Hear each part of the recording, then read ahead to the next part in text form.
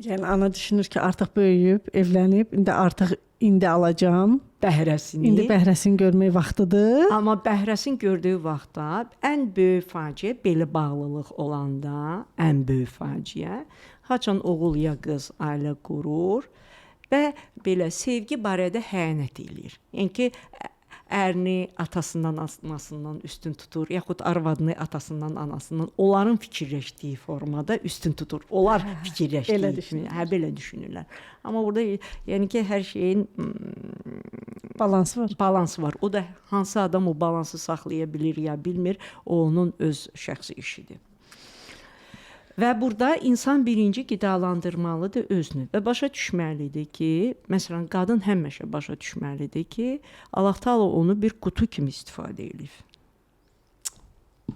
Bu sizin xoşunuza belə gəlsə də, belə gəlməsə də, mən özüm anayam, özümün 3 uşağı var və burada bu faciəni yaşatmamaq üçün ana vaxtında başa düşməlidir ki, Allah Taala ona bu uşağı əmanət kimi verib. Sadəcə üzr istəyirəm, həyata gətirmək üçün, ana südü ona vermək üçün, böyütmək üçün və qadın vaxtında bu uşağı buraxmalıdır. Ay mən sənə böyütmüşəm ki, yanımda oturasan, bəs mən nəvələrimə necə baxacağam, bəs mənim həyatım, mən nəvələrimi gözləyirəm. Yəni bu artıq insan özünü yaşatmır. Özünü yaşadırsa hansısa bəndiyə görə. İnsan birinci özünü yaşatmalıdır və başa düşməlidir ki, mən bu həyatda doğulmuşamsa, nə üçün? Mən kiməm? Niyə gəlmişəm? Və tək evlad böyüdüb, ailə qurub, uşaqları böyütmək üçün ümumiyyətlə insanlara mən nə xeyir gətirə bilərəm? Burada müxtəlif şeylər olar və burada lazım deyil lap ali dərəcəli bir diplom əlində olsun.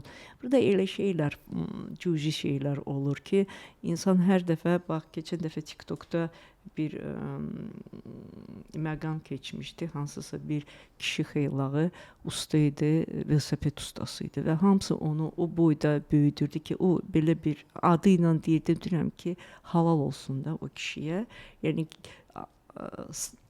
sadə velosiped ustası idi, amma illər boyu insanlar adı ilə onu axtarırdı ki, o ustadır, o düzəldəcək və ona nə qədər dəfələrlə xeyir sözlər deyiblər.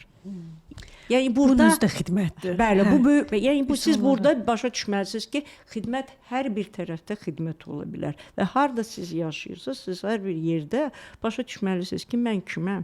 Mən bu həyata niyə gəlmişəm? Və mən bu gün gəlmişəmsə, sabah gedəcəm. Və mənim ruhumu nəyi dizdirir? Məni nə xoşbəxt edə bilər? Nəyi mən əldə edə bilərəm? Və burada heç vaxtda heç nə gec deyil. İnsan o ruhunu ac saxlayanda, burada ruh söhbətidir. Ruh gəlib, yəni qadın üçün tək ana olmaq üçün deyil.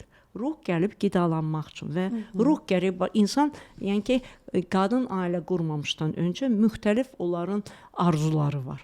Və burada insan başa düşməlidir, axı mənim arzularım var idi. Və niyə mən o arzularımı puç elədim? Mən eybi yoxdur, balam. Bu olmaz. Bu faciədir. Artıq burada ruhu siz aç saxlayırsınız, özünüzü fəda eləyəndə ayrı bir insana. Burada insan, yəni lap əziz adamla fəda eləyəndən sonra məhv olunacaq. Ona görə ki, onun ixtiyarı yoxdur buna.